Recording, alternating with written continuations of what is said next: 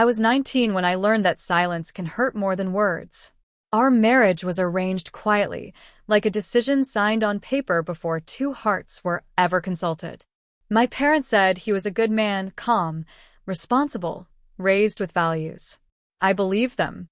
I believed marriage meant kindness, shared laughter, and learning each other slowly.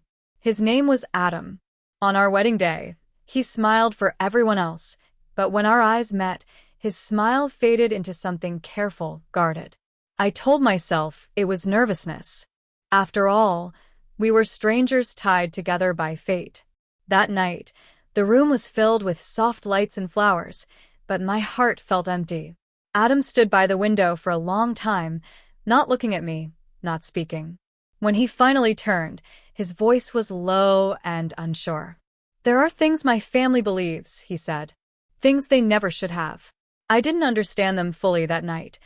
Only the fear in his eyes, the distance in his touch, the way tradition stood between us like a wall. I felt invisible, as if my feelings didn't matter, as if I was only there to satisfy expectations written long before I was born. When morning came, his family celebrated something I never consented to give. They smiled. They praised. And I sat quietly, my hands shaking, my heart aching, wondering if this was what marriage was meant to be. Days passed with heavy silence. Adam slept away from me. We spoke only when necessary. But one night, I heard him crying. Not loudly. Not dramatically. Just a broken man trying not to be heard. "I'm sorry," he whispered when he realized I was awake. I didn't know how to be brave. Those words changed everything. He told me how fear had shaped him, how tradition had taught him obedience instead of empathy. He said hurting me was the greatest shame of his life. I saw then not a cruel man, but a weak one learning to stand. The next morning, he made breakfast with trembling hands. Burnt toast. Overcooked eggs. But it was the first honest thing he had ever given me. From that day, he chose me. He listened. He waited. He learned. Weeks later, when his family spoke proudly of those old customs again, Adam stood up.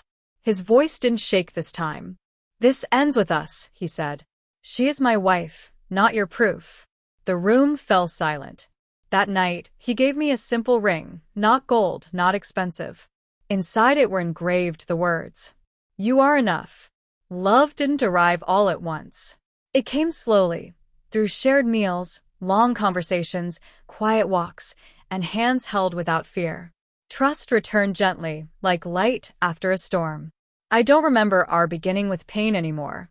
I remember it as the place where two wounded people learned that real purity isn't proven, it's protected. And sometimes, the most romantic love stories aren't about perfect beginnings. They're about choosing courage, again and again, until love finally feels safe.